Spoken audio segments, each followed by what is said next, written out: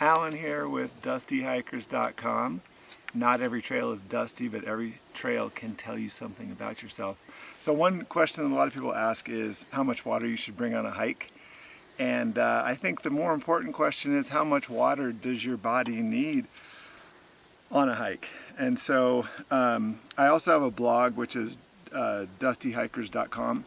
And on that blog, I have a simple technique for figuring out how much water your body typically uses on a hike. So if you Google how much water should I bring on a hike, surprising facts, Dusty Hikers, you should be able to scroll down and find my blog post where there's a technique, very simple technique that you can do for figuring out how much water you use while you're walking. So a general rule of thumb on a long day hike is you should bring at least a gallon of water.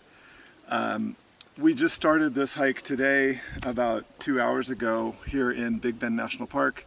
It's the Lower Burro Mesa Trail, and at the beginning of the trail it was interesting. It said each adult should bring 2 to 3 liters of water. I mean, I brought a 12-ounce can of sparkling water which I drank on the way down, and we're almost back, and that was really all I needed. So everybody's different, but generally speaking, you should probably bring, a gallon for a long, like 6-hour day hike. But there's a lot of factors that come into play. One of the biggest ones is temperature. Today it's about 50 or 60 degrees Fahrenheit here in West Texas. It's late December. But we are at elevation, and the air is quite dry. We're in the Chihuahuan Desert in Big Bend National Park. So one of the main factors is temperature. The hotter it is, the more water you're going to have to bring. Your body regulates its body temperature.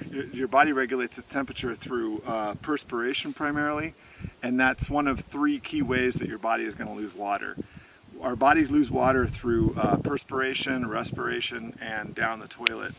So when you're hiking, you're in hot weather, you're going to be perspiring way more than you would normally to try and keep your body temperature down.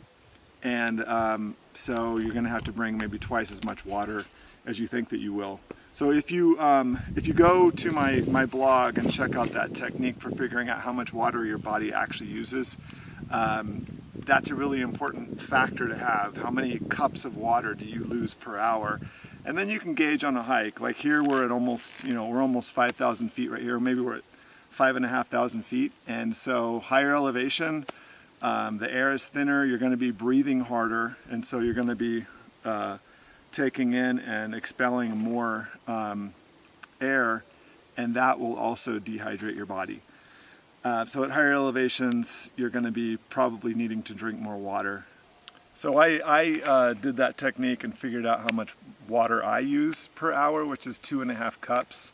That's about a can of Coke plus 2/3 more of a can of Coke, or I think that's 0.6 liters more or less per hour. So, and that's under normal conditions. I tested myself. It was 80 degrees Fahrenheit, 40% humidity, and I was walking at a brisk pace. I was going about 4 miles an hour, and I lost 2 pounds of water. No, I lost I lost 1.3 pounds of water per hour, which is a lot of water. Again, that's 2.5 cups.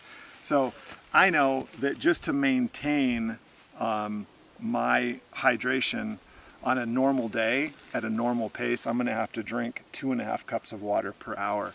And that's the other important thing to remember, is that while you're hiking, you need to continually continually drink water. You should not get back to your truck with a bunch of water unless you've carried way too much water.